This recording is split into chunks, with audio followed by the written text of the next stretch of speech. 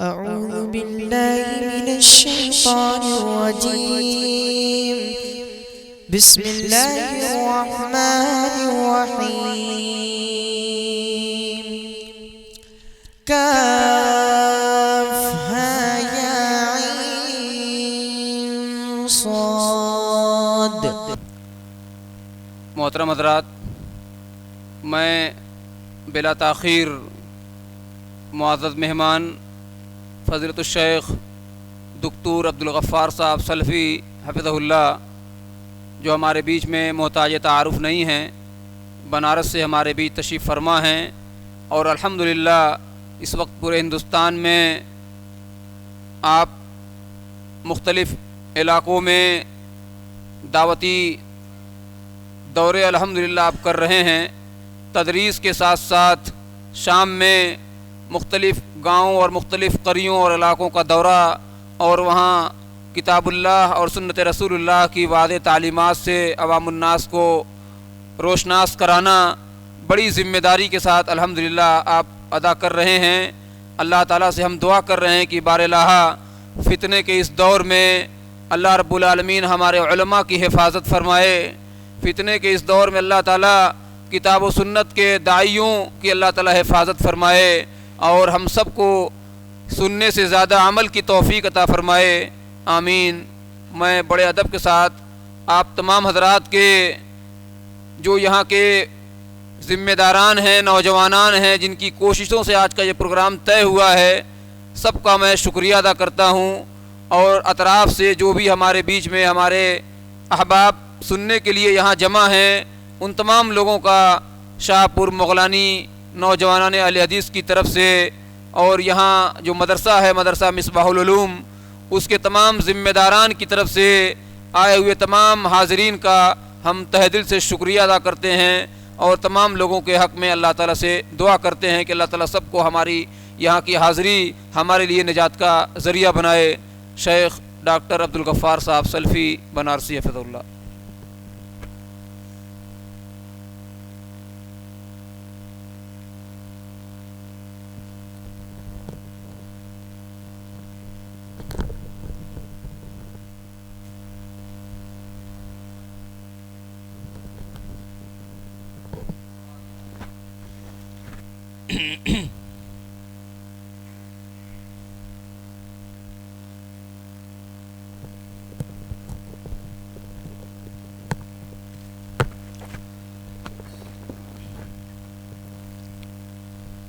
السلام علیکم ورحمۃ اللہ وبرکاتہ۔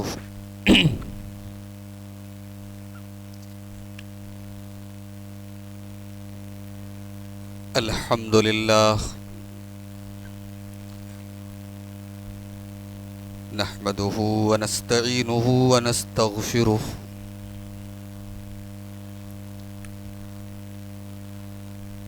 ونعوذ باللہ من شرور انفسنا ومن سیئات اعمالنا، من يهده الله فلا مضل له ومن يضلل فلا هادي له، واشهد ان لا اله الا الله وحده لا شريك له، واشهد ان محمدا عبده ورسوله، يا ايها الذين آمنوا اتقوا الله حق تقاته ولا تموتن الا وانتم مسلمون، يا ايها الناس اتقوا ربكم الذي خلقكم من نفس واحدة وخلق منها زوجها وبث منهما رجالا كثيرا ونساء، واتقوا الله الذي تساءلون به والأرحام إن الله كان عليكم رقيبا، يا أيها الذين آمنوا اتقوا الله وقولوا قولا سديدا يصلح لكم أعمالكم ويغفر لكم ذنوبكم ومن يطع الله ورسوله فقد فاز فوزا عظيما. أما بعد فإن خير الحديث كتاب الله وخير الهدي هدي محمد صلى الله عليه وسلم وشر الأمور محدثاتها وكل محدثة بدعة وكل بدعة ضلالة وكل ضلالة في النار. اعوذ باللہ من الشیطان الرجیم. بسم اللہ الرحمن الرحیم. قد افلح المؤمنون الذین هم فی صلاتهم خاشعون والذین هم عن اللغو معرضون والذین هم للزکاة فاعلون والذین هم لفروجهم حافظون إلا على أزواجهم أو ما ملكت أيمانهم فإنهم غير ملومين فمن ابتغى وراء ذلك فأولئك هم العادون والذین هم لأماناتهم وعهدهم راعون والذین هم على صلواتهم يحافظون أولئك هم الوارثون الذین يرثون الفردوس هم فيها خالدون. معزز علماء کرام، محترم بزرگوں، نوجوان بھائیوں، پردہ نشین ماں اور بہنوں، پیارے بچوں، شاہ پور مغلانی ہے یا مولانی ہے؟ میں کبھی کبھی کنفیوز ہو جاتا ہوں. شاہ پور مغلانی میں غالباً یہ تیسری مرتبہ، جہاں تک مجھے یاد ہے، چوتھی مرتبہ ہے، چوتھی مرتبہ آپ کے سامنے خطاب کرنے کے لیے حاضر ہوا ہوں. اس کے پہلے جب میں یہاں آیا، بڑی افسوسناک ایک بات مجھے لوگوں نے بتائی یہاں کے بارے میں کہ بستی تو اہل حدیث کی بستی ہے، لوگ یہاں سارے کے سارے اہل حدیث ہیں، لیکن مسجدوں میں خواتین کے لیے انتظام نہیں ہے. جمعہ میں عورتیں نہیں آتی، عیدین کی نماز الگ سے ہو رہی ہے، عورتوں کی جماعت عورت پڑھا رہی ہے، اور اسی پر لوگ برسوں سے عمل کرتے چلے آ رہے ہیں. بہرحال جب یہ بات میرے سامنے آئی، میں نے وضاحت کی کہ بھئی یہ چیز غلط ہے. اللہ کے رسول صلی اللہ علیہ وسلم کے دور سے لے کر آج تک جو طریقہ سنت سے ثابت ہے وہ یہی ہے کہ عیدین کی نماز کی جماعت ایک ہوگی، وہ اس میں مرد اور عورت دونوں شامل ہوں گے. اور پھر میں نے یہ بھی بتایا کہ جمعہ کی نماز آدھا گھنٹے کا جو خطبہ ہوتا ہے امام کا، وہ بڑا امپورٹنٹ ہوتا ہے، بڑا اہم ہوتا ہے. ایک خطیب بڑی محنت کرتا ہے، وہ سمجھیے کہ ایک ہفتے کی آپ کو روحانی غذا دیتا ہے. اب صاحب یہ غذا آپ حاصل کر رہے ہیں اور آپ کے گھر کی عورتیں اس سے محروم ہیں. یہ بہت افسوسناک بات ہے. میں نے بھائیوں سے کہا کہ آپ اس کے لیے کوشش کیجئے، اور آج اللہ، میرا دل باغ باغ ہو گیا جب میں نے سنا کہ الحمدللہ یہاں مسجد میں انتظام ہو گیا شروع، اور عیدین میں بھی لوگوں نے عورتوں کو لے جانا شروع کر دیا ہے. اللہ تعالیٰ ہم سب کو سنت پر چلنے کی توفیق عطا فرمائے. مجھے یہ بھی پتا ہے کہ بہت سارے ہمارے بزرگ حضرات یا ہمارے بہت سارے نوجوان اس پر انہوں نے اعتراض بھی کیا اور ابھی تک وہ مطمئن نہیں ہیں. میں ان کے حق میں بھی دعا کرتا ہوں کہ آپ یہ نہ سوچیں کہ یہ کام نیا ہے، یہ آپ کے لیے نیا ہے، لیکن یہ کام سنت ہے اور میرے بھائیوں وقت کی ضرورت ہے. ابھی آپ نے تقریر سنی تربیت اولاد کے موضوع پر. اولاد کی تربیت کون کرتا ہے میرے بھائی؟ ماں کرتی ہے. ابھی آج سعودی عرب کے ایک شیخ کا فیس بک پر میں نے پوسٹ دیکھا, انہوں نے کہا کہ ہمارے یہاں بچے پڑھنے آتے ہیں مدرسے میں, ان بچوں میں جو بچے پڑھنے میں بہت تیز ہوتے ہیں, جو کلاس میں ٹاپ کرتے ہیں, کہتے ہیں 99% ایسا ہوا ہے کہ جو بچہ کلاس میں ٹاپ کرتا ہے, میں نے پتہ لگوایا تو پتہ لگا اس کی ماں اس کے اوپر توجہ دیتی ہے, اس کی ماں پڑھی لکھی ہے, اس کی ماں توجہ دیتی ہے, اس کی ماں کے دل میں ایک درد ہے کہ میرا بیٹا حافظ قرآن بن جائے. اور جو بچے پڑھائی سے دور ہیں, پڑھائی میں صفر ہیں, پڑھائی میں زیرو ہیں, بھاگتے ہیں مدرسے سے, کہ ان کے گھروں کا جائزہ لیا گیا, پتہ لگا ماں جو ہے وہ ان پڑھ ہے, یا ماں کو پڑھائی لکھائی سے کوئی انٹرسٹ ہی نہیں ہے, بچے کی پڑھائی سے کوئی دلچسپی نہیں ہے. تو اس سعودی عرب کے عالم نے کہا ابحثوا عن الام, بچے کو ٹاپ کرانا ہے نا, بچے کو آگے بڑھانا ہے, نیک ماں کی تلاش کرو. بھائی وہ نیک ماں کہاں ملے گی میرے بھائی؟ آج فیس بک, واٹس ایپ, انسٹاگرام اور الا بلا دنیا بھر کی چیزیں ہمارے گھر کی عورتیں استعمال کر رہی ہیں, اور دین سے قریب کرنے کا ہمارے پاس ان کو دینے کے لیے کوئی راستہ نہیں ہے, کوئی ایسی چیز نہیں ہے جس کو ہم یہ کہہ سکیں کہ صاحب کیا مائک کچھ کمزور لگ رہا ہے, اس میں مائک کون سا ہے یہ مسجد والا؟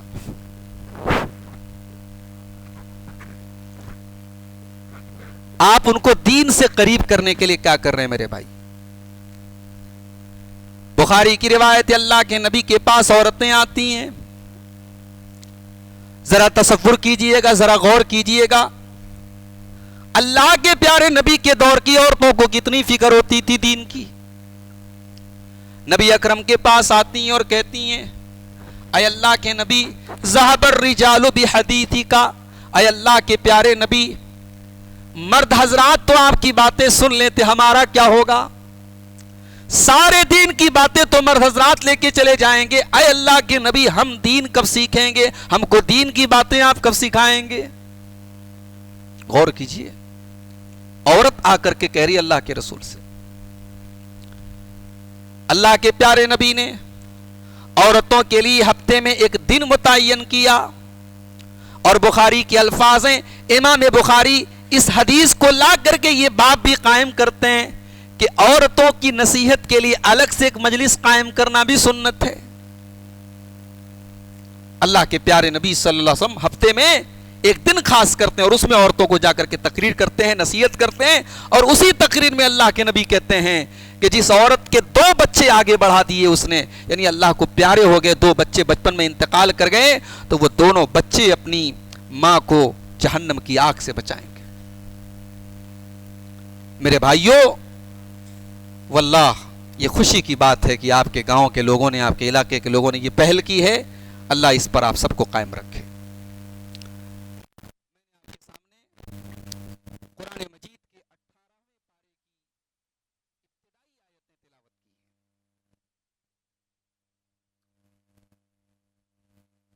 سورہ مومنون کی آیت نمبر 1 سے لے کر کے 11 تک. یہ آیتیں, اس کے اندر اللہ تبارک و تعالی نے کامیاب لوگوں کا تذکرہ کیا ہے کہ کامیاب کون لوگ ہیں. اب بھائی یہ مائک ہی سیٹ کرتے رہیں گے تو تقریر کب کریں گے؟ اس کا ایک والیوم سیٹ ہونا چاہیے نا. بار بار میں اس کو جو ہے کبھی اوپر کروں کبھی نیچے کروں. کہاں ہے کوئی مائک کا ہے آپ کے یہاں؟ میکینک وغیرہ کوئی ہے نہیں؟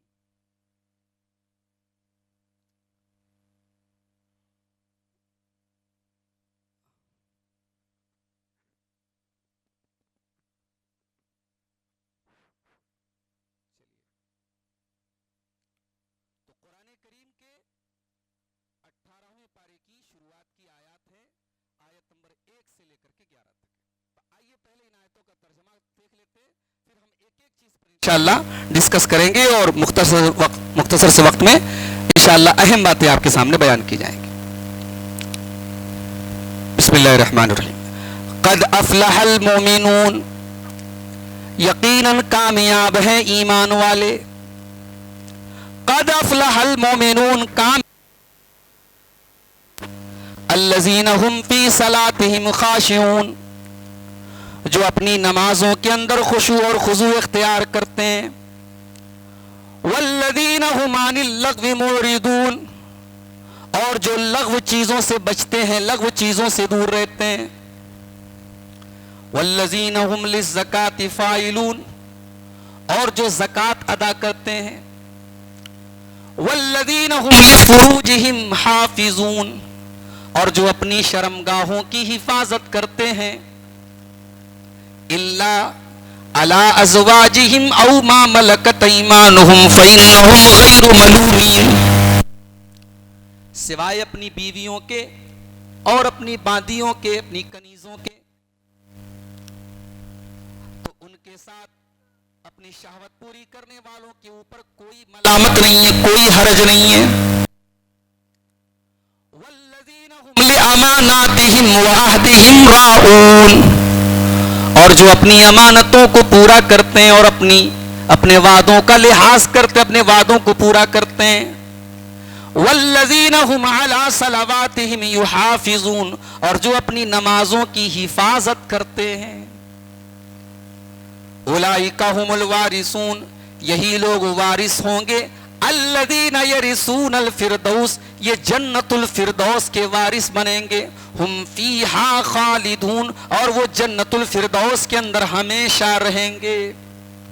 یہ سورہ مومنون کی آیت نمبر 1 سے لے کر کے 11 تک کا ترجمہ میں نے آپ کے سامنے پیش کر دیا.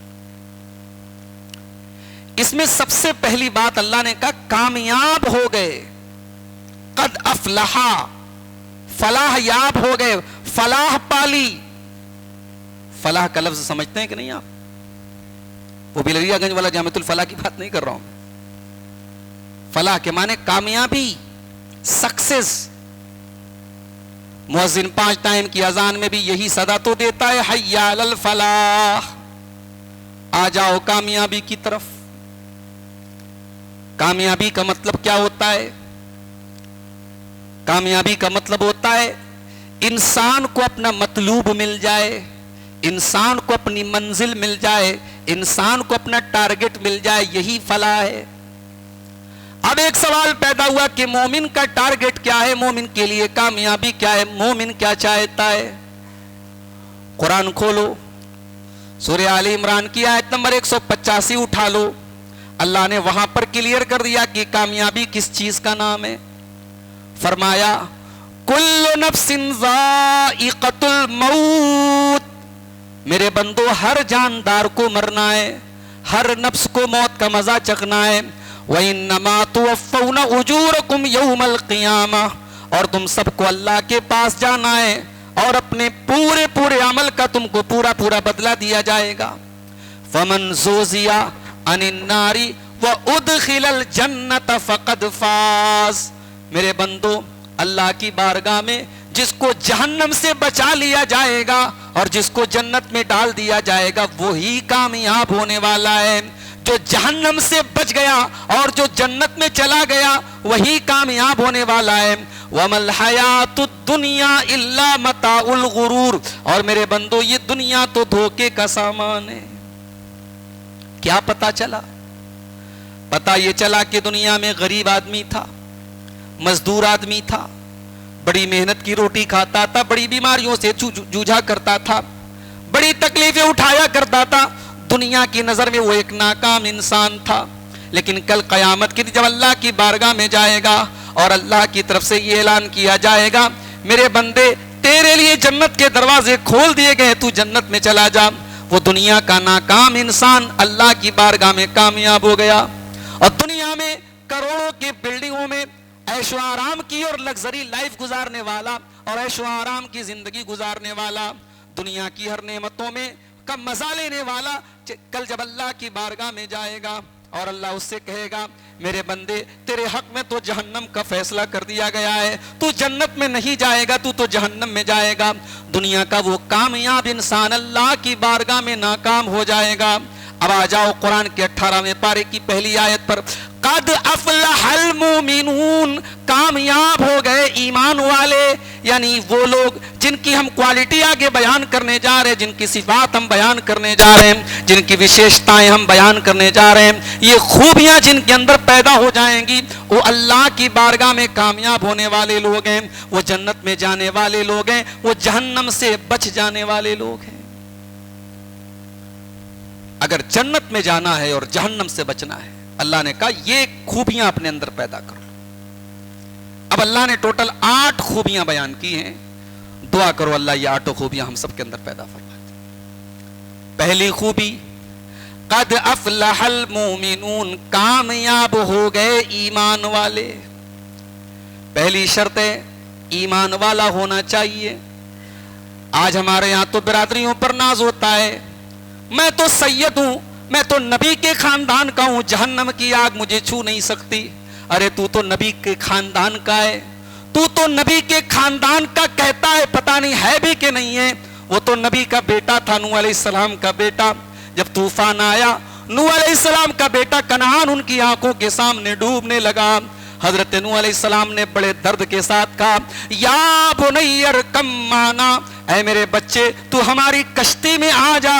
بیٹا کہتا ہے ابا جان سآوی الی جبل یعصمنی من الماء، اے ابا جان اگر طوفان آ بھی گیا، اگر پانی کا سیلاب آ بھی گیا، میں کسی پہاڑ کے اوپر چلا جاؤں گا، مجھے طوفان کا کوئی خطرہ نہیں ہے. حضرت نوح علیہ السلام نے فرمایا قال لا عاصم اليوم من امر اللہ، کہا کہ ہے میرے بچے آج یہ طوفان نہیں ہے، یہ اللہ کا عذاب ہے، اور اللہ کے عذاب سے تجھے کوئی پہاڑ بچانے والا نہیں ہے. میرے بچے تو بچنا چاہتا ہے تو تیرے پاس بس ایک ہی راستہ ہے، تو میری کشتی میں آ جا. مگر نوح علیہ السلام کا بیٹا ان کے اوپر ایمان نہیں لایا. نوح علیہ السلام کا بیٹا ایمان نہیں لایا اور ان کی کشتی میں سوار نہیں ہوا. اور قرآن کہتا ہے وَحَالَ بَيْنَهُمَ الْمَوْجُ فَكَانَ مِنَ الْمُغْرَقِينَ. ابھی باپ بیٹے کی بات چل ہی رہی تھی کہ موج کا ایک تھپیڑا آیا، پانی کا ایک تھپیڑا اور ایک ریلا آیا اور نوح علیہ السلام کے بیٹے کو ڈوبا کے لے کے چلا گیا. اور نوح علیہ السلام کا بیٹا دنیا میں بھی ڈوب گیا اور آخرت میں بھی ڈوب جائے گا.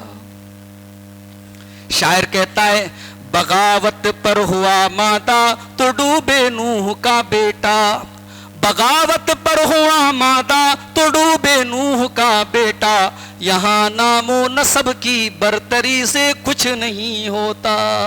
میرے پیارے بھائیوں اللہ کیا ایمان دیکھا جائے گا، آپ کی برادری، آپ کا نسب، آپ کا خاندان سب یہاں پڑا رہ جائے گا. اللہ تعالیٰ کیا آپ کا ایمان و عمل دیکھا جائے گا. اور ایمان سب سے پہلی شرط ہے اللہ کیا کامیابی کی. ایمان کے بغیر کوئی کامیاب نہیں ہو سکتا. ابراہیم علیہ السلام اتنے بڑے پیغمبر ہیں، ان کا باپ آزر کافر ہے.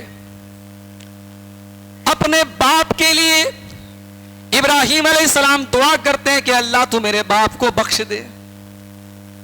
اللہ نے ابراہیم کو نصیحت کی اے ابراہیم تیرا باپ مشرک تھا، تیرے باپ کو ایمان کی توفیق نہیں ملی، اور جو ایمان کے بغیر دنیا سے چلا جائے، جو شرک کے اوپر دنیا سے چلا جائے، جو توحید کے بغیر دنیا سے چلا جائے، اے ابراہیم اس کے لیے مغفرت کی دعا کرنا جائز نہیں ہے. قرآن کہتا ہے وَمَا كَانَ اسْتِغْفَارُ إِبْرَاهِيمَ لِأَبِيهِ إِلَّا عَن مَّوْعِدَةٍ وَعَدَهَا إِيَّاهُ فَلَمَّا تَبَيَّنَ أَنَّهُ عَدُوٌّ لِلَّهِ تَبَرَّأَ مِنْهُ. جب ابراہیم علیہ السلام کے لیے یہ کلیئر ہو گیا کہ میرا باپ مشرک تھا اور مشرک کی اللہ تعالیٰ کیا مغفرت ہونے والی نہیں ہے، تو ابراہیم علیہ السلام نے فوراً اپنے باپ سے بھی برات کا اظہار کر لیا اور اللہ سے معافی مانگ لی کہ اللہ آج کے بعد میں اپنے باپ کے لیے مغفرت کی دعا نہیں کروں گا. یہ ہے اللہ کے. نوح علیہ السلام اپنے بیٹے کے لیے مغفرت کی دعا نہیں کر سکتے، ابراہیم علیہ السلام اپنے باپ کے لیے نہیں کر سکتے. دنیا میں بڑا پیارا رشتہ ہوتا ہے ماں کا رشتہ. میرے نبی نے 6 سال کی عمر میں اپنی ماں کو کھویا تھا، اسی لیے یتیم کا درد اگر کسی نے سمجھا تو میرے نبی نے سمجھا. پیدا ہوئے تو باپ کا سایہ نہیں تھا، پیدا ہوئے تو باپ کا سایہ نہیں تھا، اور 6 سال کی عمر میں آپ نے ماں کو کھویا. یتیمی کا درد اگر کسی نے دیکھا تو جناب محمد رسول اللہ نے دیکھا. یتیم تو کمزور ہوتا ہے، سماج سوچتا ہے نہ اس کا باپ ہے نہ اس کی ماں ہے. ماں ہے اگر باپ نہیں ہے تب بھی تو وہ یتیم ہی ہوتا ہے. باپ بہت بڑا سہارا ہوتا ہے میرے بھائی، باپ بہت بڑی دیوار ہوتا ہے. باپ کی قدر کرو. اگر ماں کے پیروں کے نیچے جنت ہے تو باپ کو جنت کا دروازہ بھی کہا گیا ہے. میرے نبی نے یتیموں کا درد سمجھا تھا، اسی لیے آپ نے دونوں انگلیوں کو اٹھا کر کے فرمایا تھا انا وکافل الیتیم کہاتین، جنت میں جب میں جاؤں گا یتیم کی پرورش کرنے والا اور یتیم کے سر پر محبت کا ہاتھ پھیرنے والا جنت میں میرے ساتھ ایسے ہی رہے گا جیسے یہ دونوں انگلیاں ایک دوسرے کے ساتھ اٹیچ ہیں، ایک دوسرے کے ساتھ جڑی ہوئی ہیں۔ جنت میں میرے ساتھ یتیم کی پرورش کرنے والا بھی میرے ساتھ رہے گا۔ آج تو یتیم کا مال کھانے والے سماج میں موجود ہیں۔ بھائی کی زندگی میں بھائی مر جائے، وہاں شریعت کا مسئلہ سب کو یاد آ جائے گا، صاحب میرا باپ زندہ ہے، میرا بھائی مر گیا، اب اس کے بچوں کا میرے باپ کی پراپرٹی میں کوئی حصہ نہیں۔ وہاں سب کو شریعت کا مسئلہ یاد آ جائے گا اور اپنے ہی بھتیجوں کو جائیداد سے بے دخل کرنے کے لیے چچا تیار ہو جائے گا۔ وہ یہ نہیں سوچے گا یہ یتیم بچہ ہے، اس کے باپ نے بھی محنت کر کے یہ گھر بنایا تھا، اس کے باپ کا بھی اس زمین و جائیداد میں حق تھا۔ وہاں تو لوگ شریعت کا مسئلہ لوگوں کو یاد آ جائے گا۔ اور وہی انسان جو بھتیجے کو جائیداد سے بے دخل کر رہا تھا شریعت کی دہائی دے کر، اسی کی جب اپنی بیٹی کا مسئلہ آتا ہے اور بیٹی اور بہن کو جب پراپرٹی میں حصہ دینے کا معاملہ آتا ہے، شریعت کہتی ہے للذکر مثل حظ الانثیین، باپ اگر انتقال کر گیا اور اپنے پیچھے بیٹا اور بیٹی چھوڑ کے گیا تو بیٹے کا آدھا بیٹی کو بھی ملے گا۔ اگر 100 روپیہ اس نے چھوڑا ہے اور بھائی اور بہن دونوں موجود ہیں تو اسی ریشیو سے بھائی بہن کو بانٹا جائے گا، بھائی کو جتنا ملے گا بہن کو اس کا آدھا ملے گا۔ لیکن یہاں بہن کو کیا ملتا ہے؟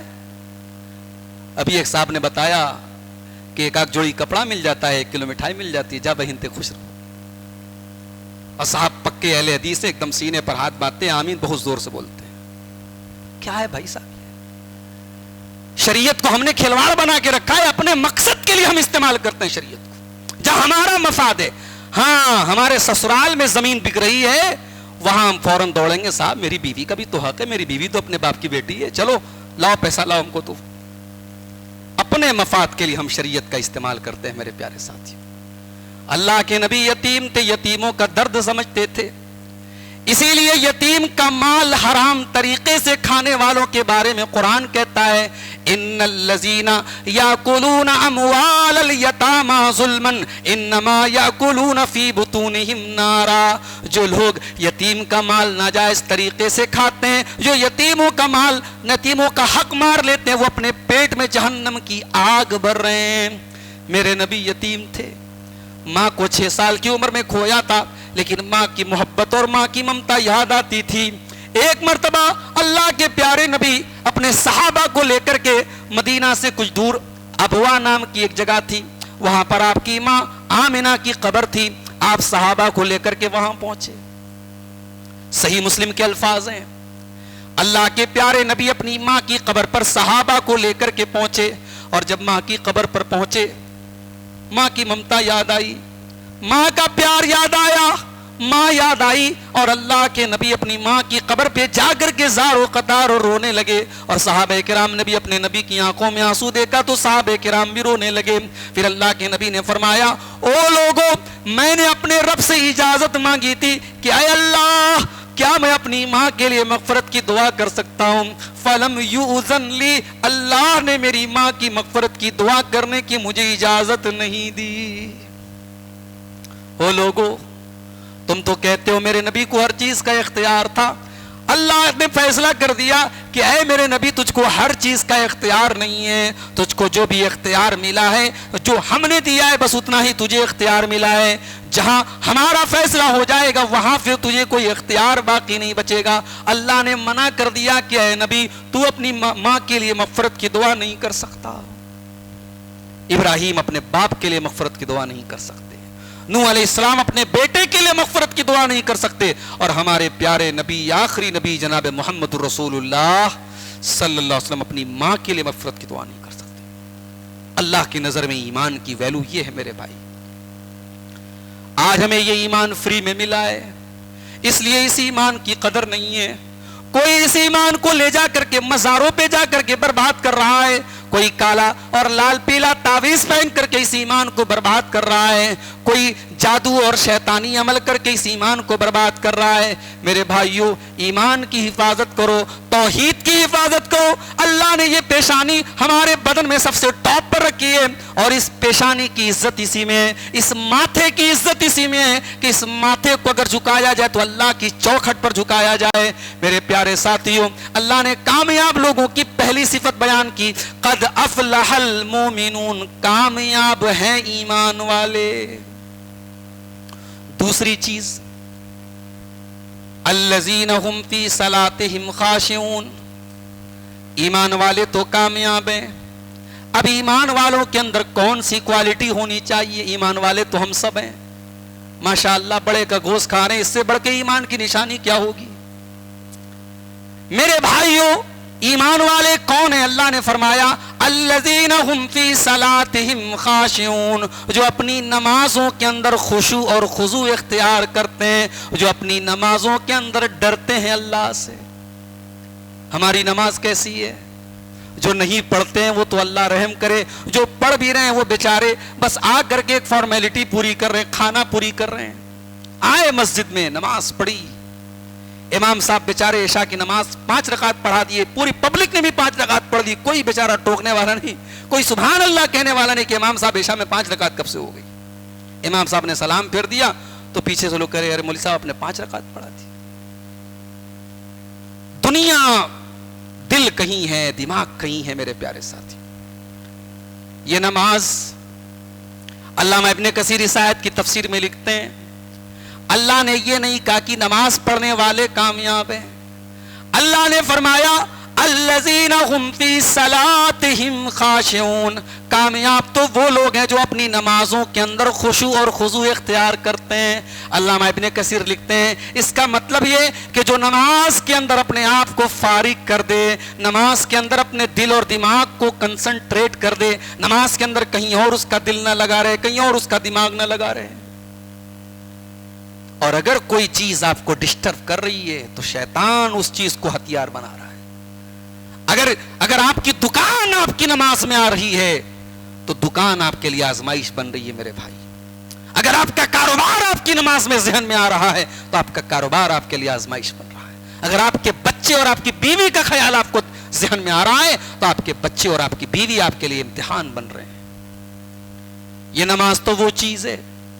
جب اللہ کے پیارے نبی ٹینشن میں ہوتے تھے، پریشانی میں ہوتے تھے اور نماز کا ٹائم ہو جاتا تھا تو حضرت بلال سے کہتے تھے یا بلال ارحنا بالصلاۃ، اے بلال تو جلدی سے نماز اذان دے دے اور جلدی سے نماز کھڑی کر دے تاکہ محمد رسول اللہ کو سکون مل جائے. یا بلال ارحنا بالصلاۃ، اے بلال تو نماز کے ذریعے ہم کو سکون عطا کر دے. میرے نبی کہا کرتے تھے جعلت قرۃ عینی فی الصلاۃ، میری آنکھوں کی ٹھنڈک نماز ہے. آج نبی کے محبت کرنے والے اور نبی سے محبت کا ڈھڈورا پیٹنے والے اپنے مکان کی چھتوں پہ بڑے بڑے جھنڈے لگا کے بیٹھے ہیں، اپنے بائک کے اوپر انہوں نے جھنڈے لگا کے رکھے ہوئے ہیں. ان سے پوچھو کہ بھائی تم نے یہ جھنڈے کیوں لگا کے رکھے ہیں؟ کہتے صاحب ہم عاشق رسول ہیں، ہم نبی کے چاہنے والے ہیں، ہم نبی کے پیار کرنے والے اور نبی سے محبت کرنے والے ہیں. ان سے پوچھو نماز کتنے ٹائم کی پڑھتے ہو؟ بولے اس کا تو ٹائم نہیں ملتا ہے، نماز پڑھنے کا ٹائم نہیں ہے. اور نبی کے چاہنے والے اور نبی سے محبت کرنے والے، ارے تو کیسا نبی کا چاہنے والا ہے؟ میرے نبی تو اپنے آخری ٹائم بھی نماز کو نہیں بھولے، میرے نبی تو اپنے آخری ٹائم بھی نماز کو نہیں بھولے. حضرت ام حبیبہ فرماتی ہیں سنیچر کا دن ہے، انتقال کے 2 دن پہلے کا ٹائم ہے، اللہ کے پیارے نبی اپنے بستر پر ہیں، بے چین تڑپ رہے ہیں اور اس عالم میں اللہ کے نبی کی زبان سے کچھ الفاظ نکل رہے ہیں. حضرت ام حبیبہ فرماتی ہیں میں نے کان لگایا دیکھوں اللہ کے نبی کیا فرما رہے ہیں. جب میں نے غور کیا تو اللہ کے پیارے نبی کی زبان سے یہ الفاظ نکل رہے تھے الصلاۃ الصلاۃ وما ملکت ایمانکم. او میری امت کے لوگوں، تم نماز کی پابندی کرنا، تم نماز کا خیال کرنا، تم نماز پر توجہ دینا. اور اے میری امت کے لوگوں، اپنے غلاموں کا، اپنے لونڈیوں کا، اپنے نوکر چاکر کا، جو بھی تمہارے انڈر میں کام کرتے ہیں تو ان کا خیال کرنا، ان کے ساتھ زیادتی نہ کرنا، ان کے حقوق نہ مارنا. جن کے اوپر اللہ نے تم کو پاور دیا ہے اپنے پاور کا تم غلط استعمال نہ کرنا. میرے نبی کو آخری ٹائم میں نماز یاد تھی، اور آج نبی کی پیدائش کا جشن منانے والوں کو نماز یاد نہیں ہے میرے بھائی۔ یہ ہے نبی کے چاہنے والے اور نبی سے محبت کرنے والے۔ اللہ اس امت پر رحم فرمائے میرے بھائی۔ ڈی جے بجایا گیا ہے، جس نبی نے پوری زندگی کبھی اپنی ذات کے ذریعے کسی کو تکلیف نہیں پہنچائی، آج اس نبی کے جشن کے نام پر ہم نے راستے بلاک کر کے رکھے، اور پورے انڈیا میں، پورے ملک میں لوگوں نے کتنے بڑے بڑے جلوس نکالے اور ڈی جے کے ساتھ اور ساؤنڈ سسٹم کے ساتھ پورے محلے کا جینا حرام کر دیا۔ ایک ویڈیو میرے پاس آیا، عید میلاد النبی کا جلوس نکل رہا ہے، ایک خوبصورت سی لڑکی بیٹھی ہوئی ہے سواری کے اوپر، اور ویڈیو میں لکھا ہے کہ صاحب اس کو حور بنا کر کے پیش کیا جا رہا ہے کہ چونکہ اللہ کے نبی کو حور ملے گی تو یہ حور جا رہی ہے۔ استغفر اللہ۔ یہ امت کتنا گرے گی میرے بھائی۔ یہ اللہ کا عذاب ایسے ہی نہیں آ رہا ہے، یہ ذلت و رسوائی ایسے ہی نہیں آ رہی ہے۔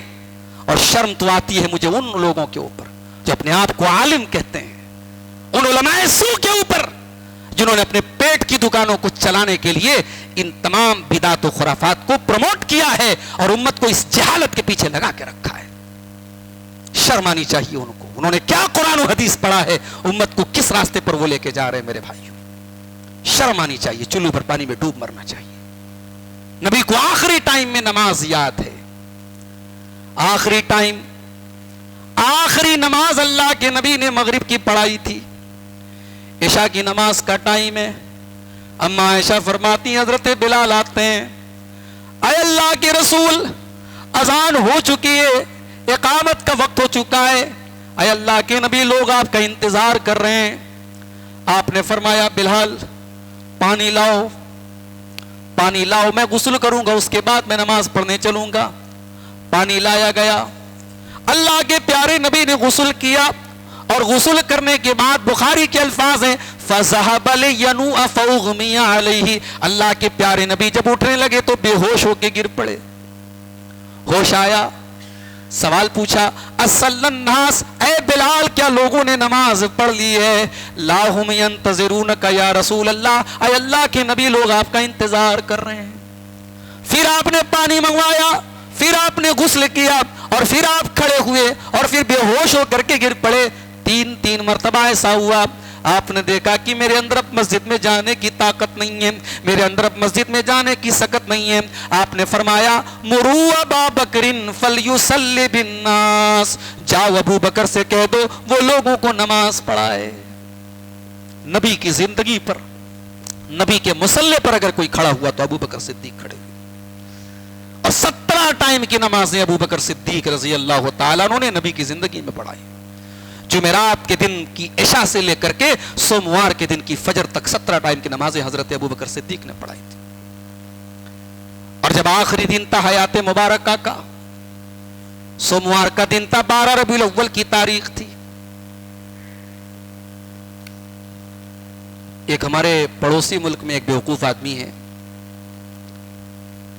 اس کا نام ہے انجینئر علی مرزا۔ اس نے تقریر میں کہا کہ دنیا کی کسی کتاب میں نہیں لکھا ہے کہ 12 ربیع الاول کو اللہ کے نبی کی وفات ہوئی۔ ارے تو کتاب پڑھے گا تب تو جانے گا بھائی صاحب، تو انجینئر آدمی ہے، تو ادھر غلط لائن میں آ گیا۔ بھائی بیمار ہوتے ہیں ہم تو انجینئر کے پاس جاتے ہیں کیا؟ بیوقوف ہوگا جو انجینئر کے پاس جائے گا، بیمار تو ڈاکٹر کے پاس جائے گا نا۔ اب وہ انجینئر آدمی، اس سے انجینئرنگ کا مسئلہ پوچھو، وہ دین کا مسئلہ لوگوں کو بتا رہا ہے، جس کی جانکاری نہیں اس کو، اس نے کسی سے تعلیم حاصل نہیں کی، تو کہہ رہا ہے کہ دنیا کی کسی کتاب میں نے لکھا کہ 12 ربیع الاول کو اللہ کے نبی کی وفات ہوئی، اور اس پر اہل حدیثوں کو چڑھا بھی رہا ہے کہ بھئی یہ اہل حدیث جو ہے وہ 10 محرم کی تاریخ آتی ہے تو کہتے ہیں غم نہیں منانا چاہیے، اور 12 ربیع الاول کی تاریخ آتی ہے تو کہتے ہیں کہ صاحب اس دن تو نبی کی وفات ہوئی، تم خوشی منا رہے ہو۔ تجھے پتہ ہی نہیں کہ اہل حدیث کس چیز کا نام ہے۔ اہل حدیث نہ تو یہ کہتے ہیں کہ تم 10 محرم کو حضرت حسین کا غم مناؤ، اور نہ اہل حدیث یہ کہتے ہیں کہ تم 12 ربیع الاول کو نبی کی پیدائش کا جشن مناؤ۔ اسلام بڑا ہی سمپل دین ہے میرے بھائیوں، اسلام ان رسم و رواج کا نام نہیں ہے۔ ارے اسلام تو وہ دین ہے جو مجھ سے یہ کہتا ہے اگر میری ماں کا انتقال ہوا ہے تو اسلام کہتا ہے تجھے اپنی ماں سے بہت محبت تھی، بہت پیار تھا، مگر 3 دن کے بعد تجھے اپنی زندگی کو نارمل کرنا ہوگا، تو 3 دن سے زیادہ اپنی ماں کا غم نہیں منا سکتا۔ اسلام تو یہ دین ہے۔ اسلام بچہ پیدا ہوا تو مجھے اس بات کی اجازت نہیں دیتا کہ میں اپنے بچے کا ہر سال برتھ ڈے مناؤں. ہاں اسلام مجھے اس بات کا حکم دیتا ہے بچہ پیدا ہوا ہے 7ویں دن تم عقیقہ کرو, بچے کی پیدائش پر اللہ کا شکر ادا کرو اور جانور ذبح کر کے اس کا گوشت تقسیم کرو یا لوگوں کو دعوت کھلاؤ. تو ہم 12 ربیع الاول کو اللہ کے نبی کی وفات کا غم منانے کی بات بھی ہم نہیں کرتے ہیں. ہمارا یہ کہنا ہے کہ صاحب یہ اسلام کا سسٹم ہی نہیں ہے کہ ہم ہر سال ایک تاریخ طے کر لیں اور اللہ کے نبی کی پیدائش کی ہم خوشی منائیں اور آپ کی وفات کا غم منائیں. لیکن یہ بات فیکٹ ہے کہ 12 ربیع الاول کو اللہ کے نبی کی وفات ہوئی تھی. ایک بہت مشہور کتاب ہے طبقات ابن سعد, علامہ ابن سعد کی کتاب ہے طبقات ابن سعد. اس کے اندر امام ابن سعد نے سند کے ساتھ حضرت علی کا قول نقل کیا ہے. حضرت علی کہتے ہیں کہ اللہ کے نبی کی وفات سوموار کے دن 12 ربیع الاول کو ہوئی. اب یہ میں انجینئر علی مرزا کے اوپر چھوڑ دیتا ہوں, وہ سند کی جا کر کے تحقیق کر لے سند صحیح ہے کہ نہیں ہے. لیکن جو اس نے یہ کہا کہ دنیا کی کسی کتاب میں نہیں لکھا, میں اس کو بتانا چاہتا ہوں کہ تو جا کے یہ کتاب پڑھ لے اور اگر عربی نہیں آتی ہو تو کسی سے عربی سیکھ لے, اس کے بعد تو یہ کتاب پڑھ لے. 12 ربیع الاول کی تاریخ ہے, سوموار کا دن ہے, فجر کی نماز کا ٹائم ہے. حضرت ابو بکر نماز پڑھا رہے ہیں, اللہ کے نبی کے صحابہ پیچھے نماز پڑھ رہے ہیں. جماعت ہو رہی ہے, نبی اکرم کو تھوڑا افاقہ ہوا, تھوڑی راحت محسوس ہوئی. آپ اپنے حجرے کے دروازے پر پہنچے اور آپ نے پردہ ہٹایا, سامنے دیکھا ابو بکر نماز پڑھا رہے ہیں اور صحابہ نماز پڑھ رہے ہیں. اللہ کے نبی کا دل باغ باغ ہو گیا, میرا مشن کامیاب ہے. میں نے اپنی امت کو جس مشن پر چھوڑا تھا, میری امت کے لوگ اس مشن کو قائم رکھے ہوئے ہیں. لوگ نماز پڑھ رہے ہیں, ابو بکر نماز پڑھا رہے ہیں اور میرے صحابہ نماز پڑھ رہے ہیں. یہ منظر دیکھ کر کے بخاری کے الفاظ ہیں, اللہ کے نبی کے چہرے پر مسکراہٹ آ گئی, آپ ہنسنے لگے. صحابہ نماز پڑھ رہے ہیں, لیکن نماز کی حالت میں صحابہ نے محسوس کر لیا کہ اللہ کے نبی اپنے حجرے کے دروازے تک آئے ہیں اور ہم کو دیکھ رہے ہیں اور اللہ کے نبی مسکرا رہے ہیں. صحابہ کہتے ہیں ہم اتنا خوش ہوئے, ہمیں یہ ڈر ہوا کہیں ہم نماز خراب نہ کر دیں, کہیں نماز کی حالت میں ہم نکل نہ جائیں. حضرت ابو بکر کو بھی محسوس ہو گیا کہ اللہ کے نبی اپنے حجرے کے دروازے پر آ چکے ہیں. حضرت ابو بکر پیچھے ہٹنے لگے. اللہ کے نبی نے اشارہ کیا کہ اپنی نماز کو کنٹینیو رکھو, نماز کو جاری رکھو, اور اس کے بعد آپ نے دوبارہ پردے کو لٹکا دیا. اور صحابہ کہتے ہیں یہ آخری دیدار تھا جو اللہ کے پیارے نبی نے اپنے صحابہ کا کیا تھا. تو میرے نبی کو تو آخری ٹائم بھی نماز یاد تھی. بھائیو ہمیں اور آپ کو نماز یاد نہیں ہے. الذین هم فی صلاتہم خاشعون, کامیاب ہیں وہ لوگ جو اپنی نمازوں کے اندر خشوع اور خضوع اختیار کرتے ہیں. مسند احمد کی حدیث ہے, اللہ کے پیارے نبی سے پوچھا گیا سب سے بڑا چور کون ہے, یا ہمارے مئو مبارک پور کی بنارس کی زبان میں کہہ لو سب سے بڑا چٹا کون ہے, سب سے بڑا چور کون ہے. اللہ کے نبی نے فرمایا الذی یسرق فی الصلاۃ, جو نماز کے اندر چوری کرتا ہے. نماز کے اندر کیسے چوری کرتا ہے, صحابہ نے پوچھا. اللہ کے نبی نے فرمایا الذی لا یتم رکوعہ ولا سجودہ, جو رکوع کو ٹھیک طریقے سے نہیں کرتا, جو سجدے کو ٹھیک طریقے سے نہیں کرتا, جس کا رکوع برابر نہیں, جس کا سجدہ برابر نہیں, اس سے بڑا نماز کا چور کوئی نہیں ہے. آج ہماری اور آپ کی نماز میرے بھائیو ایسی ہی ہے. اللہ نہ کرے ہماری نماز ہمارے منہ کے اوپر مار دی جائے, مگر میرے بھائیوں ہماری نماز وہ نماز نہیں ہے جس کے بارے میں قرآن کہہ رہا ہے الذین هم فی صلاتہم خاشعون, جو اپنی نماز میں خشوع اور خضوع اختیار کرتے ہیں. تو یہ دوسری چیز ہو گئی. تیسری چیز والذین هم عن اللغو معرضون, کامیاب وہ لوگ ہیں جو لغو چیزوں سے, جو بے فائدہ چیزوں سے, جو بیکار چیزوں سے دور رہتے ہیں.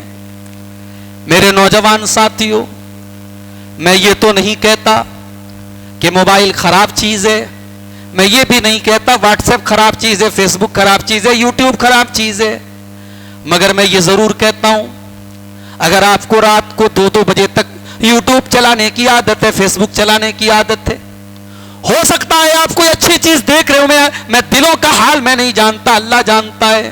میں امید کرتا ہوں کہ آپ اچھی چیز دیکھ رہے ہوں گے, مگر آپ اچھی چیز کو اگر رات کو 2 بجے تک دیکھ رہے ہیں اور صبح فجر کی نماز کو آپ گول کر دیتے ہیں, غائب رہتے ہیں, اچھی چیز بھی آپ کے لیے حرام ہے. کبھی کبھی ایک چیز جائز ہوتی ہے مگر اگر وہ کسی ناجائز چیز کا سبب بنے تو وہ چیز پھر ہمارے لیے غلط ہو جاتی ہے, حرام ہو جاتی ہے. اللہ نے یہ نہیں فرمایا کہ میرے کامیاب بندے حرام چیزوں سے بچتے ہیں. اللہ نے فرمایا الذین ھم عن اللغو معرضون, وہ لغو چیزوں سے بچتے ہیں, وہ بے فائدہ چیزوں سے بچتے ہیں. ابھی شیخ صاحب تقریر کر رہے تھے, کہہ رہے تھے ہماری لڑکیاں رات کو 2-2 بجے تک بات کر رہی ہیں فون سے. ماں باپ کی ذمہ داری ہے وہ دیکھیں کہ وہ کس سے بات کر رہی ہیں. بڑی اچھی بات کہ میں تائید کرتا ہوں, مگر میں سکے کا دوسرا پہلو بھی بتانا چاہتا ہوں. اگر ہماری لڑکیاں رات کو 2-2 بجے تک موبائل سے بات کر رہی ہیں اور ہمیں اس پر نظر رکھنے کی ضرورت ہے تو میرے بھائیوں, ہمارے لڑکے رات کو 2-2 بجے تک گھر سے غائب رہتے ہیں, کیا ان کے اوپر نظر رکھنے کی ضرورت نہیں ہے؟ اسلام ایسا دین تو نہیں ہے جس میں ون وے ٹریفک ہو, جس میں لڑکیوں کے اوپر تو ساری نظر رکھنے کا حکم دیا گیا ہو اور لڑکوں کو کھلے ساڑ کی طرح چھوڑ دیا گیا ہو. نہیں میرے بھائی, تربیت تو آپ کو دونوں کی کرنی ہے, تربیت تو آپ کو دونوں کی کرنی ہے. جہنم کی آگ سے تو دونوں کو بچانا ہے, دونوں کے بارے میں اللہ کے ہم سے حساب لیا جائے گا. میرے پیارے نوجوان ساتھیوں, آج اپنی زندگیوں کا جائزہ لے لو اور قرآن کی آیت کو اپنے اوپر سیٹ کر لو. تم فیس بک چلاؤ میں منع نہیں کرتا, تم واٹس ایپ چلاؤ میں منع نہیں کرتا, تم موبائل کا استعمال کرو میں منع نہیں کرتا, لیکن قرآن کی آیت کو ہمیشہ اپنے سامنے رکھو. والذین ھم عن اللغو معرضون, میرے کامیاب بندے بے فائدہ چیزوں سے, بیکار چیزوں سے دور رہتے ہیں. آج کل تو وہ دور ہے, اچھی خاصی تقریر سن رہے ہیں آپ یوٹیوب کے اوپر, اب ایڈ آ گیا اس کے اوپر. اب ایڈ آیا تو صاحب ایڈ تو کچھ بھی آ سکتا ہے, گندا بھی آ سکتا ہے, بیہودہ بھی آ سکتا ہے. اب آپ تقریر سن رہے ہیں, اللہ رسول کی باتیں سن رہے ہیں, اب بیچ میں ایڈ آ گیا اور یوٹیوب نے اب ایسی پالیسی کر دی ہے کہ اب ہر تقریر کے اوپر ایڈ آ ہی رہا ہے. اور ایسے بھی ایڈ آ رہے ہیں کہ اسکپ نہیں ہوتے ہیں, وہ 2-2 منٹ تک 3-3 منٹ تک چلیں گے, تب اس کے بعد وہ ختم ہوں گے. اللہ ہمارے چینل والوں کو بھی ہدایت دے, ایسے ایڈ تو کم سے کم ان کو بند کر دینے چاہیے. ایڈ اگر ہو بھی تو کم سے کم اس کو اسکپ کر دے آدمی, ہٹا دے اس کو. ایڈ آ رہا ہے. اب قرآن کیا کہہ رہا ہے؟ والذین ھم عن اللغو معرضون. آپ نے تو یوٹیوب چلایا تھا کسی عالم کی تقریر سننے کے لیے, کوئی اچھی بات سننے کے لیے, اور بیچ میں لغو چیز آ گئی. آپ اس لغو چیز سے اپنے آپ کو بچا لیجئے. آپ اس کو یا تو اسکپ کر دیجئے یا اس پر سے دھیان ہٹا دیجئے. کوئی بھی غلط چیز آپ کے سامنے آ جائے, قرآن کہتا ہے 19ویں پارے میں اللہ تعالیٰ فرماتا ہے وَإِذَا مَرُّوا بِاللَّغْوِ مَرُّوا كِرَامًا. میرے نیک بندے تو وہ ہیں جب وہ لغو چیز کے پاس سے گزرتے ہیں تو شرافت کے ساتھ گزر جاتے ہیں. اگر کوئی لغو چیز ہے, اور آج کے دور میں بہت ساری لغو چیزیں ہیں, تو ہمارا اور آپ کا رویہ کیا ہونا چاہیے؟ قرآن ہمیں طریقہ بتا رہا ہے. اور میری بہنوں, میں آپ سے بھی یہ کہنا چاہتا ہوں, آپ موبائل کا استعمال کرو, پوری اجازت ہے اسلام میں. آپ کے پاس موبائل ہے, اسلام کی نظر میں کوئی حرج کی بات نہیں ہے, مگر موبائل کا استعمال آپ کو بہت احتیاط کے ساتھ کرنا ہے.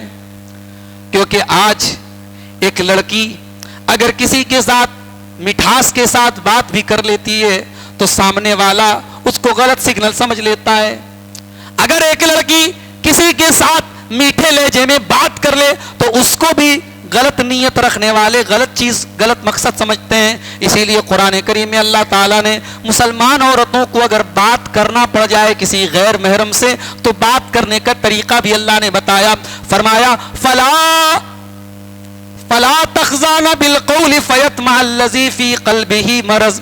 اے اسلام والی عورتوں, اے مسلمان عورتوں, جب تمہیں کسی غیر مرد کے ساتھ بات کرنی پڑ جائے تو تمہاری آواز میں کڑک پن ہونا چاہیے, تمہاری آواز میں کٹھورتا ہونی چاہیے, تمہاری آواز میں لوچ نہیں ہونا چاہیے, تمہاری آواز میں مٹھاس نہیں ہونی چاہیے. کہیں ایسا نہ ہو کہ سامنے والے کے دل میں شہوت کی بیماری ہو اور وہ تمہارے بارے میں غلط امیدیں پال بیٹھے. اسلام تو وہ دین ہے میرے پیارے ساتھیوں جس نے ایک عورت کو یہاں سے روکا ہے کہ تیرے گھر میں بدکاری کہاں سے آ سکتی ہے, تیرے گھر میں شیطان کہاں سے آ سکتا ہے. اسلام نے اس کو شیطان کو دروازے سے ہی روک دیا ہے. عورت سے کہا کہ تو کسی سے ایسے بات مت کر.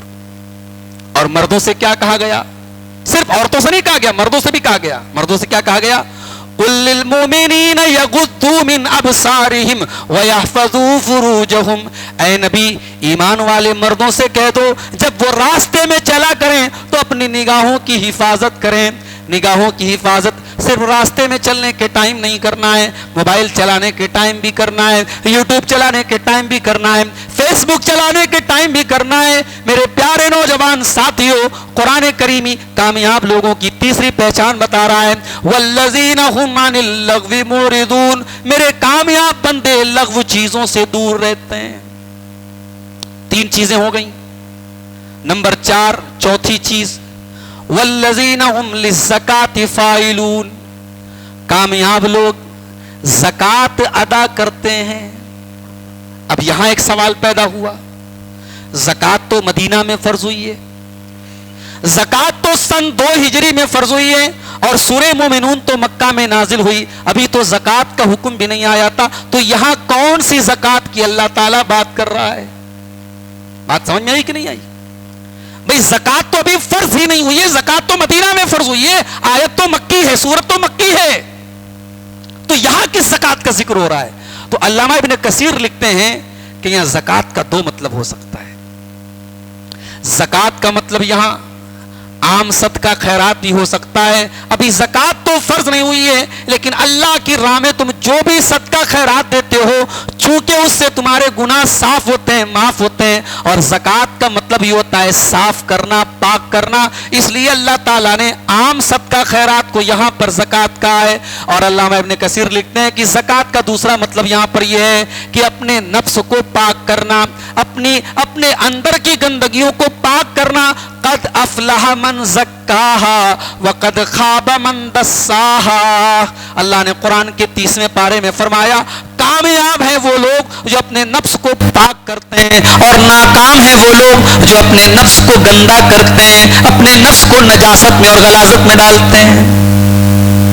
تو اللہ نے فرمایا زکات ادا کرتے ہیں. ماشاءاللہ ہمارے بہت سارے بھائی ہر سال زکات دیتے ہیں، مگر مجھے ایک بات کی شکایت ہے، ہم زکات تو دیتے ہیں مگر ہم احتیاط نہیں کرتے. ہم کسی کو بھی زکات دے دیتے ہیں، ہم یہ سوچتے نہیں کہ ہم جہاں زکات دے رہے ہیں،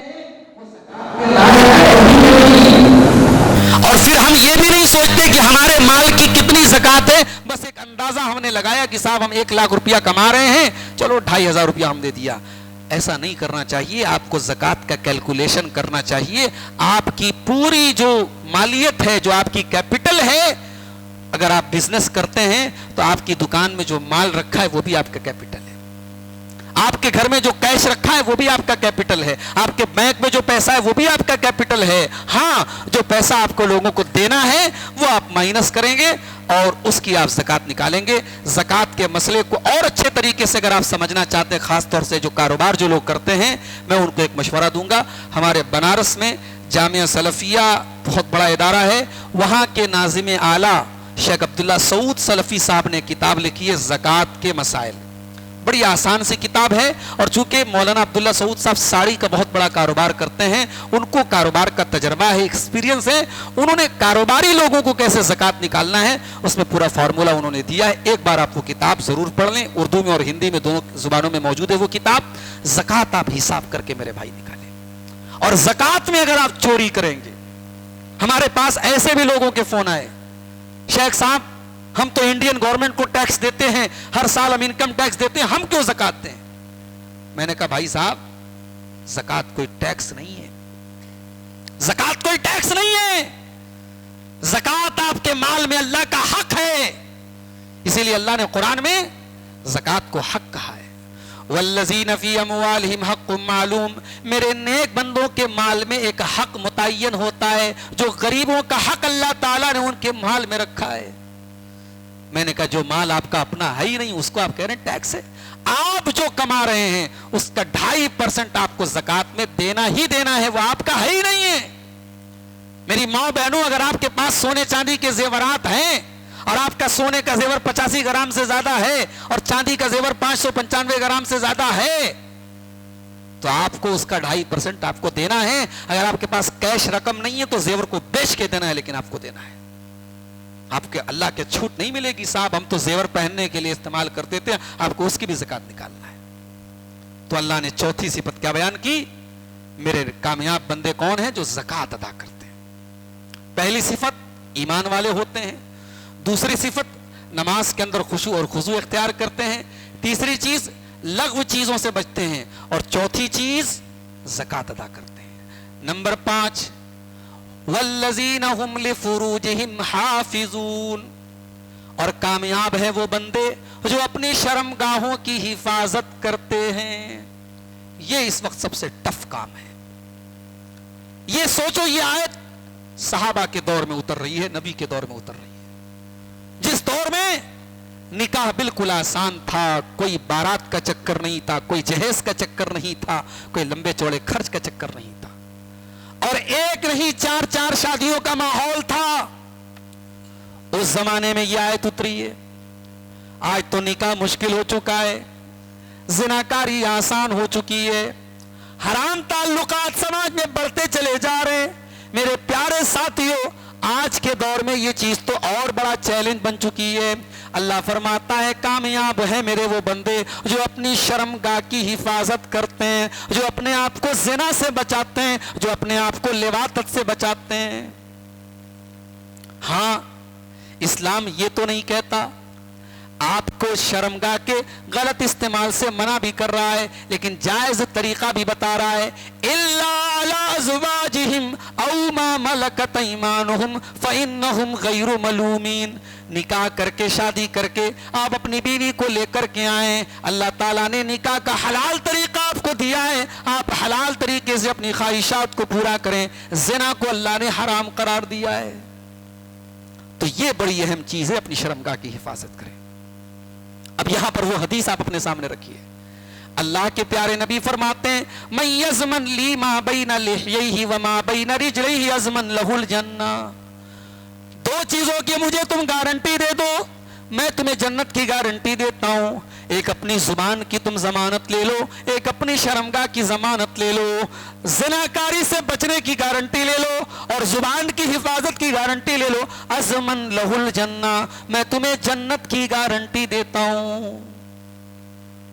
میرے نوجوان ساتھیوں، اللہ تبارک و تعالیٰ نے ہر حرام چیز کا ایک حلال سبسٹیٹیوٹ رکھا ہے شریعت کے اندر۔ شراب حرام ہے، دنیا کے تمام حلال جوس آپ کے لیے حلال ہے۔ زنا حرام ہے، 4 نکاح تک کرنے کی اگر آپ کے پاس طاقت ہے، انصاف کر سکتے ہیں آپ، 4 نکاح تک کرنے کی آپ کو اجازت ہے۔ ہر حرام چیز کا کوئی نہ کوئی حلال سبسٹیٹیوٹ ہے شریعت کے اندر، یہ بات یاد رکھیں۔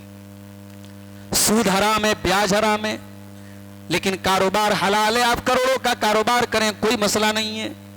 یہاں پر بھی اللہ تعالیٰ نے جب زنا کا ذکر کیا اور شرمگاہ کی حفاظت کا ذکر کیا تو اللہ نے فوراً حلال راستہ بتایا۔ الا علی ازواجہم او ما ملکت ایمانہم فانہم غیر ملومین۔ اپنی بیویوں کے ساتھ اور اپنی لونڈیوں کے ساتھ، چونکہ اس زمانے میں غلاموں اور لونڈیوں کا دور تھا، آج وہ چیز ختم ہو گئی اس لیے اس پر ہم بحث نہیں کرتے، تو ان کے ساتھ کوئی حرج کی بات نہیں ہے۔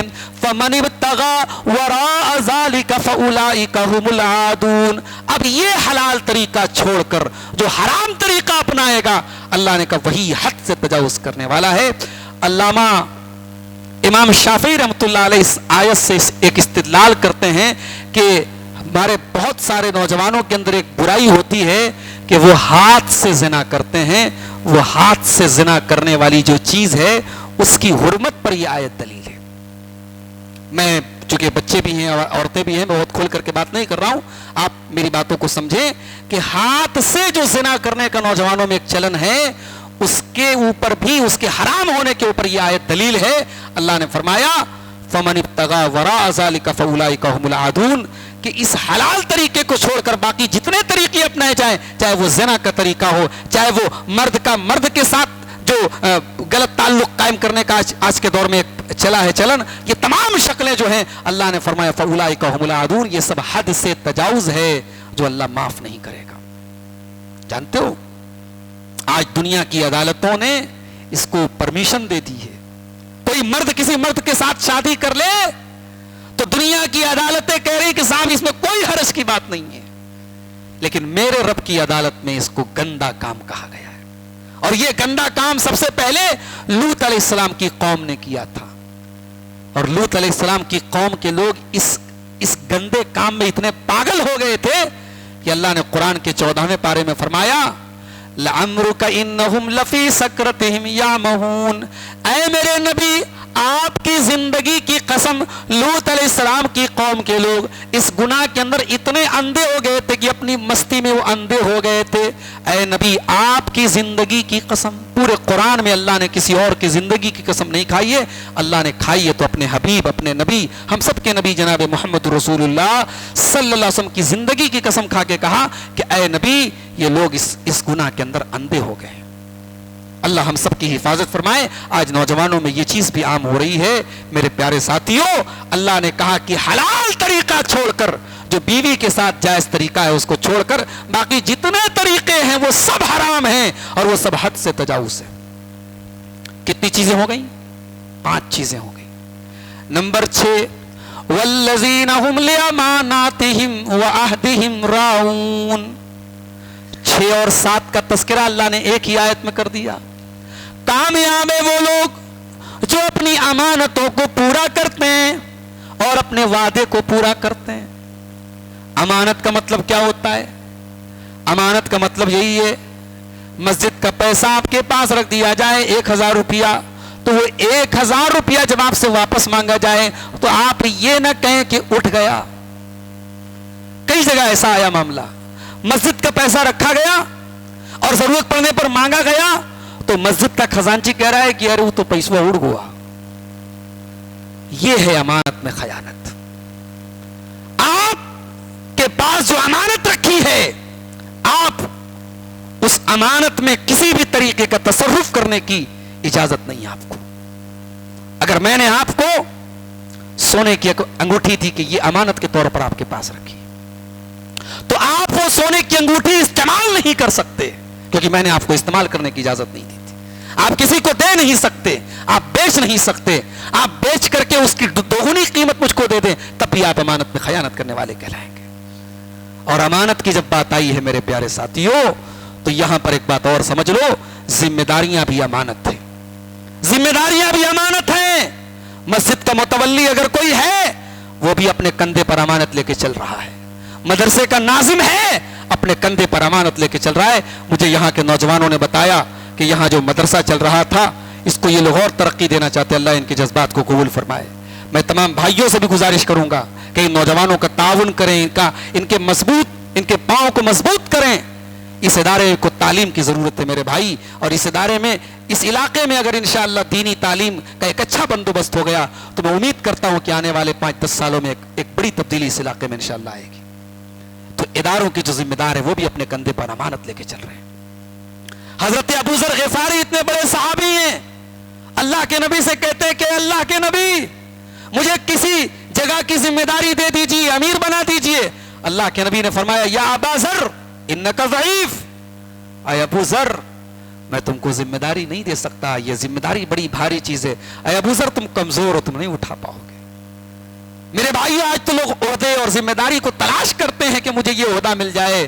اللہ کی قسم جس نے عہدے اور ذمہ داری کی امانت کے بوجھ کو سمجھ لیا، حضرت عمر فاروق کو دیکھو، راتوں کو نیند نہیں آتی تھی، بستر پہ چین کی نیند نہیں سوتے تھے حضرت عمر، نیند نہیں آتی تھی راتوں میں، گشت لگاتے تھے اور کہتے تھے کہ اگر کسی کو بھی اگر کوئی ضرورت ہے اور عمر وہ ضرورت پوری نہیں کر پایا تو کل اللہ کی بارگاہ میں حساب دینا پڑے گا۔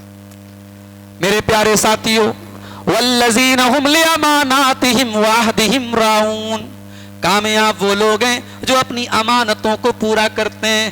یہ بچے بھی آپ کی امانت ہیں، یہ بچے بھی آپ کی امانت ہیں۔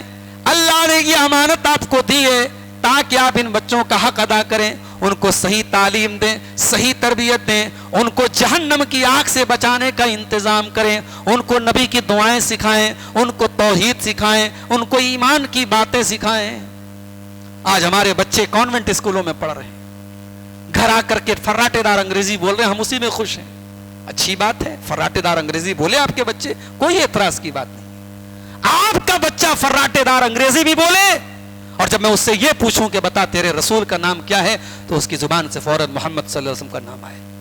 میں آپ کے بچے سے پوچھوں کہ بتاؤ ایمان کے کتنے ارکان ہیں, ایمان کتنی چیزوں پر رکھنا چاہیے, تو آپ کا بچہ فوراً جواب دے کہ ایمان 6 چیزوں پر ایمان رکھنے کا نام ہے, اللہ پر, اس کے رسولوں پر, اس کی کتابوں پر, اس کے فرشتوں پر, تقدیر پر, قیامت کے دن پر. میرے بھائیو, اپنے بچوں کو ایمان کی باتیں کون بتائے گا؟ یہ امانت ہے. آپ نے اپنے بچے کا فیوچر بنا دیا, اس کو سعودی میں نوکری لگوا دی, اس کو کوئی دکان دے دی, اس کو بزنس دے دیا, آپ نے بچوں کی دنیا بنا دی. بچوں کی آخرت کون بنائے گا میرے بھائی؟ قرآن کہتا ہے اپنے آپ کو اور اپنے گھر والوں کو جہنم کی آگ سے بچاؤ. یہ بچے آپ کے کندھے پر اللہ کی امانت ہیں. اور ابھی آپ نے شیخ صاحب کی تقریر میں وہ حدیث بھی سنی, ما من عبد یسترعیہ اللہ رعیۃ, جس بندے کے اوپر اللہ تعالیٰ کوئی ذمہ داری ڈالے اور وہ اپنی ذمہ داری کے ساتھ دھوکہ کر رہا ہے, تو ایسا انسان جنت میں نہیں جا سکتا. جنت حرام ہے ایسے انسان کے اوپر جو اپنی امانت کے ساتھ دھوکہ کر رہا ہے. یہ بچے ہماری امانت ہے میرے بھائیوں, یہ ہماری امانت ہیں. اسی طریقے سے جو بھی آپ کے اوپر ذمہ داری, آپ اس ذمہ داری کو ادا کریں.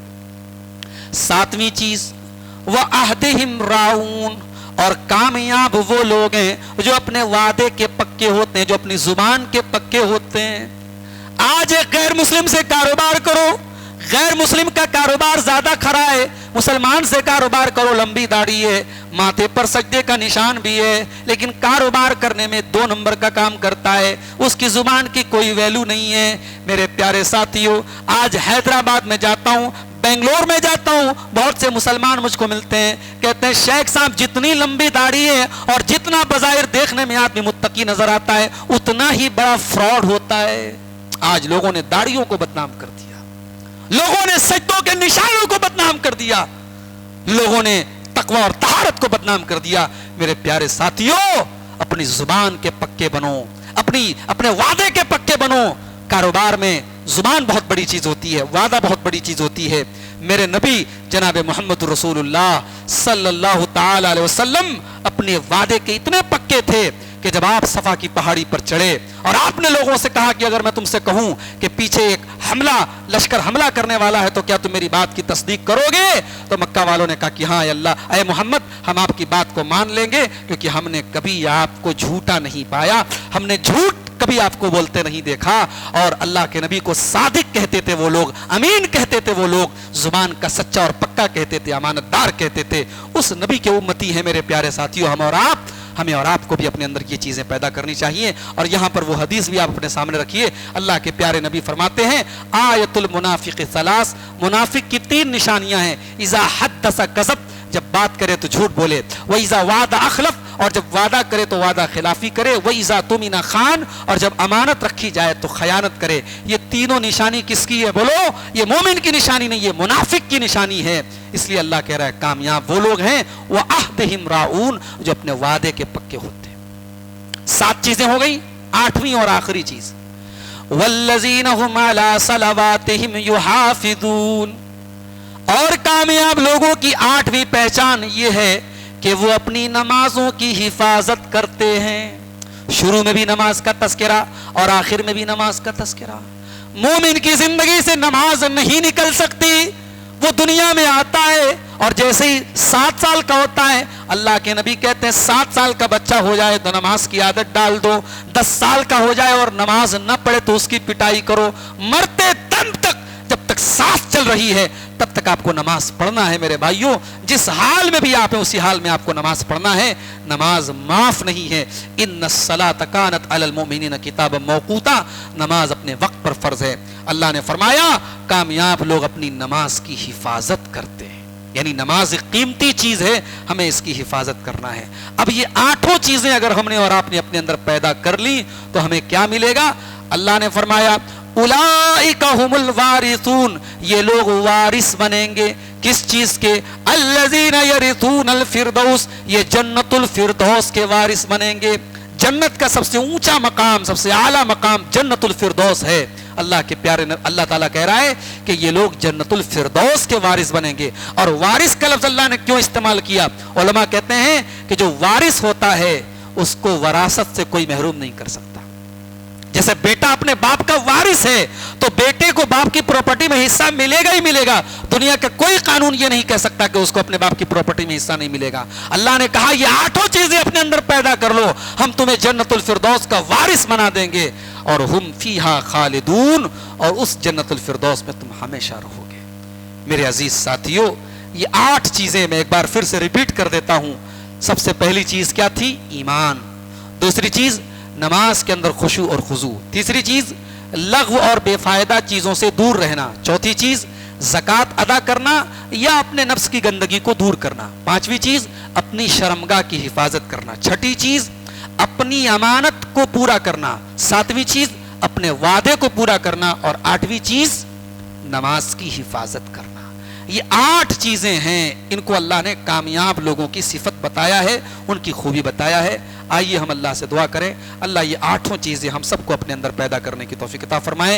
रब्बुल आलमीन हमारे नौजवानों की, चाहे वो हमारे बहनें हों, हमारे भाई हों, अल्लाह उनको गुनाहों से और गलत रास्ते से अल्लाह उनको महफूज रखे।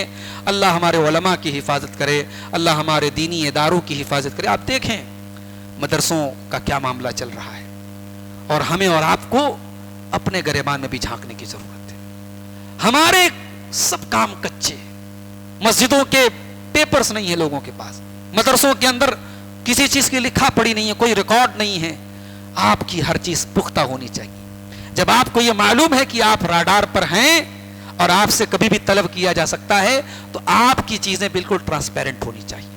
मैं ये पैगाम भी आप सबको देता हूं कि अपने इदारों का, अपनी मस्जिदों का हर मामला बिल्कुल क्लियर रखें, ताकि कभी किसी तरीके का मामला अगर आए कानूनी तौर पर तो आप वहाँ पर किसी भी तरीके की परेशानी के शिकार न हो। अल्लाह हमारी मस्जिदों की, हमारे दीनी इदारों की हिफाजत फरमाए। अल्लाह जालिमों के जुल्म से, शरीरों के शर से हम सबको महफूज रखे। अल्लाह ताला हम में से जो लोग बीमार हैं उनको शिफाए कामिल आजिल अता फरमाए।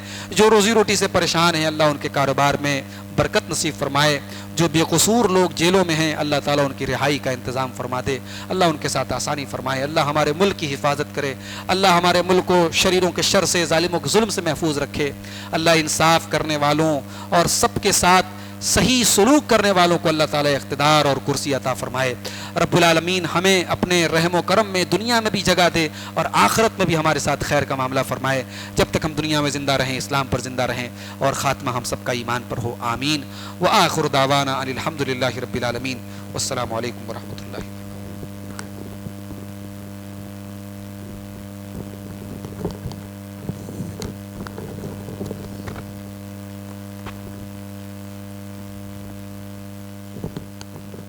जज़ाकुमुल्लाह खैर। आप तमाम हज़रात के शुक्रिया के साथ आज के इस प्रोग्राम के इख्तिताम का ऐलान किया जाता है। सुब्हानकल्लाहुम्मा रब्बना व बिहम्दिका अशहदु अल्ला इलाहा इल्ला अंता अस्तगफिरुका व अतूबु इलैक।